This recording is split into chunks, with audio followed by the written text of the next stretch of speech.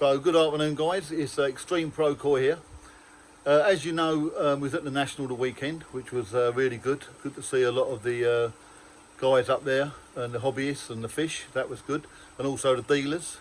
A few people come up to me and asked me about me growing on with these fish. I'm going to be doing a competition with you lot with later on. So popped in to see Andrew and Paul at the Burtons and had a chat with them. And then I say people ask me how I'm getting on with my drum. I used to have the Warzy one, but now I've gone on to Burtons. I don't own Burtons. Some said, have I got anything in it? No, I haven't. I just decided to go away from a Warzy and try the new kids on the block. So that's what I've done. So what I'll do now is I'll show you my setup. So that's basically my setup. So I've got my Burton's drum there, my Burton's shower. That's also got the Burton's medium in it, which seems to be working fine. And also I invited Andrew from Burton's round to really have a chat and just talk about the Burton's drum.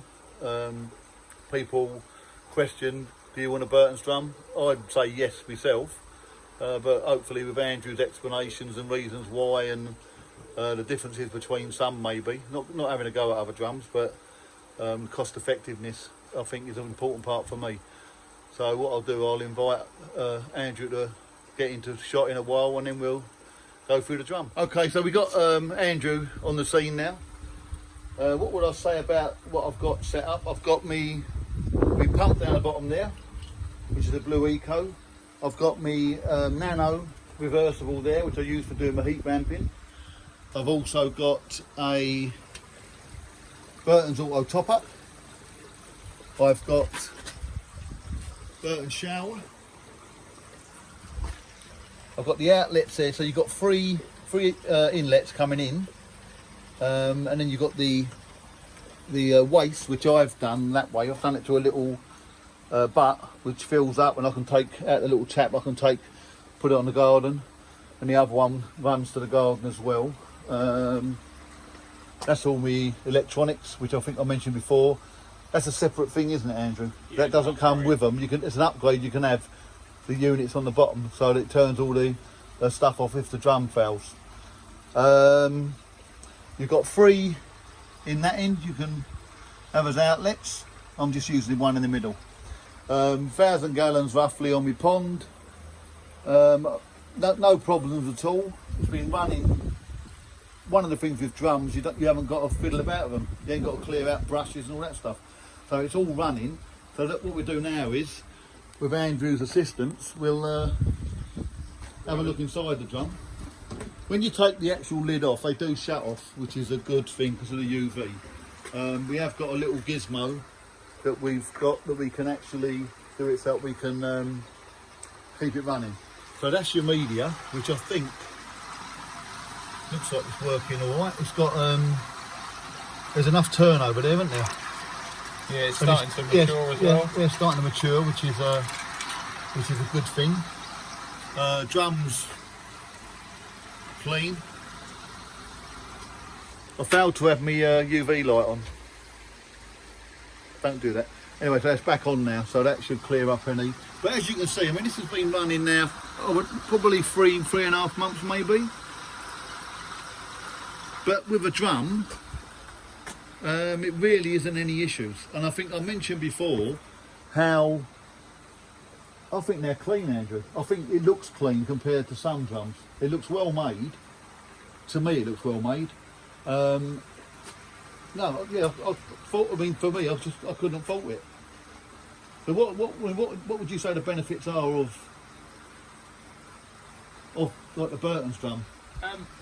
We make them in England, so we can, because we physically make all the components, we've got a lot more control over how we make them. Yeah.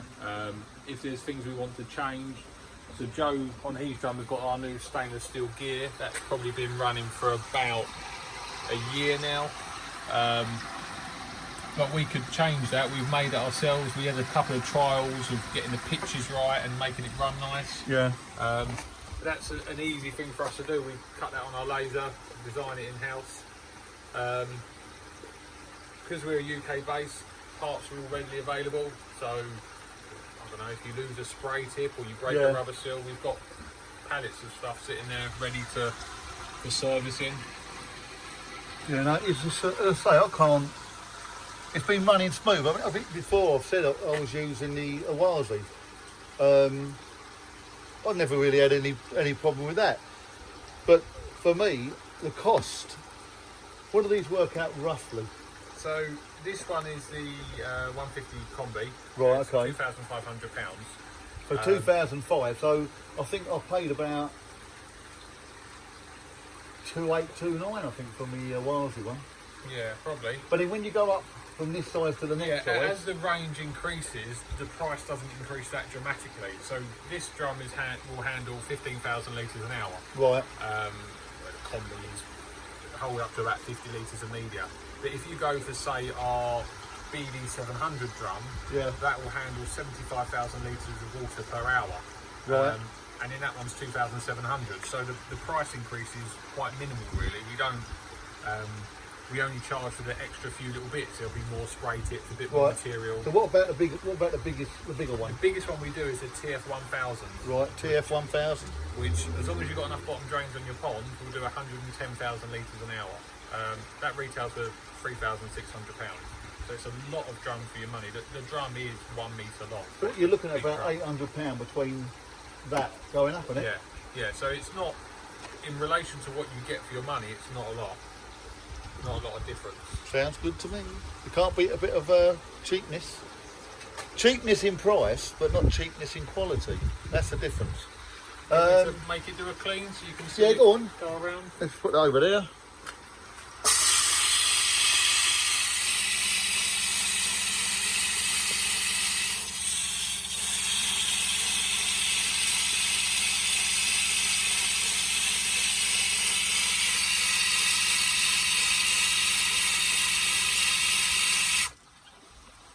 Yeah, I think the important thing about that is it doesn't use a lot of water either, does it? No, it is quite minimal. It's very direct. There's 3 ways it cleans. It will clean on the float, which is normally how it's set up to do it. You can manually make it do a clean by pushing the button for demonstration, or if you just want to see it happen. And also, we turn the function off, but it's in there. You can make it clean on a timer, but because we want to try and make it as efficient as possible, we turn that off. But in the winter, when it doesn't clean that much, you might want to have it on a timer, just so you know once a day it's done a clean. The one thing I found when I first got it, and it was a little bit like noisy on the side of the drum with the media, but that when I say noisy, nothing really at all. I was being a bit fussy, but I've found that now the actual media's got a little bit of bio on it. It's actually as quiet as anything, and compared to some drums, my next door neighbour hasn't moaned yet about the noise. So the whole thing's running with my shower, and there's been no sort of no complaints about that noise. It's making too much noise with the drum cleaning. So that's a good. I think that's a good point. Keep your neighbours happy. What else can I say? So this unit has got the UV pre-fitted. So it's got a little 10 watt UV sitting in there, which is more than capable for the size of pond it's on. Obviously it keeps the water clear like any UV does, but because it sits inside the drum, you can't see it because it's protected by the waste strip there, but it keeps the screen clean, so it radiates the biofilm off the screen. So because it does that, it doesn't clean as much, so you don't get as much muck on the screen. So and if you're looking at this here, that's my solenoid for me auto top up. That's where I'll put it there for the time being, because I did have it up on here, but I've decided to take that off. But I'm going to tidy that up, and then that's a control unit for the auto top up. On your auto top up, you've got the one that gives you a reference. The middle one there is your low point, so you set that to when it goes down at the low point, it will then automatically top up to your next point there and go up. And for me, that's sort of like working okay in there. The fish look okay, so I'm pleased with that. So yeah, so when you guys turn around and say, what do I think? No, I am impressed. Would I buy one again? I'd buy one for the cleanliness of it, and obviously the cost of it, because what you get for your buck That weren't bad. What do you get for your buck? What you get for your buck is good. And that's important, isn't it, Andrew? Yeah, for a lot of people it is. They're not a cheap item. No drum is cheap. It's Yeah. still hundreds or thousands of pounds, but you might have something you've got a bit of faith in. And I think another thing I think a lot of people don't realise is when you have a drum, some drums you can put a pump on them, you turn it up and it sucks them dry. But I think when you get to the bigger ones of these, when you're turning over water, I think that problem is a little bit less to take place because you've got all the size variants. Yeah, so our biggest drum has 6 4-inch inlets because the drum itself is capable of holding or pumping that much water through it. But if you've only got one bottom drain, you're never going to achieve 50,000 litres an hour through a drum. So you need the inlets. And the other thing is where I've got the 3 on the inlets and I've got the 3 outlets at the back.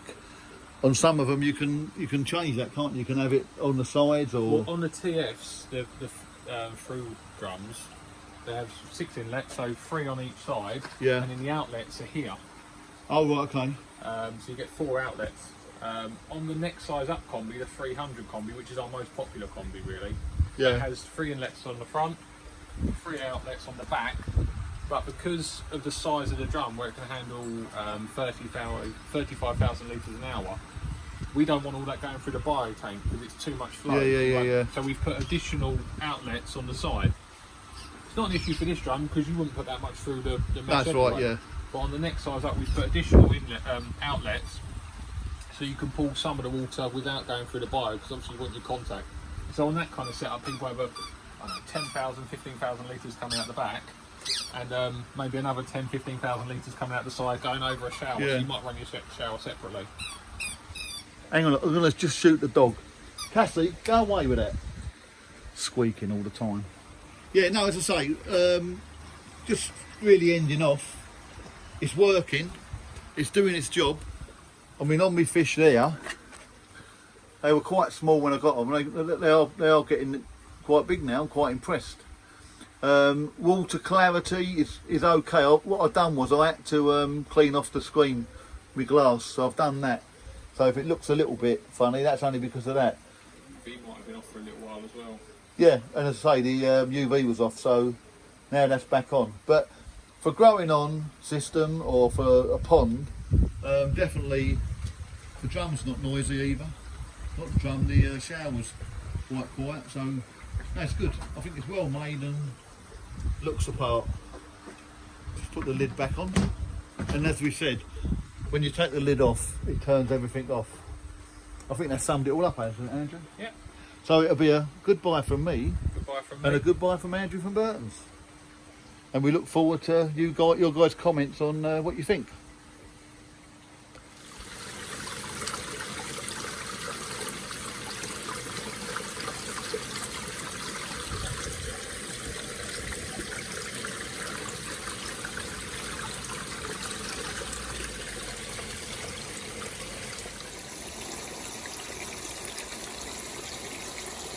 This is something that Burton's also do, to go in top of your shower. Releases into your water. If you look at the edges on them, where they've rounded, when you first put them in there, they're actually sharp, so you can see how they're dissolving into the water.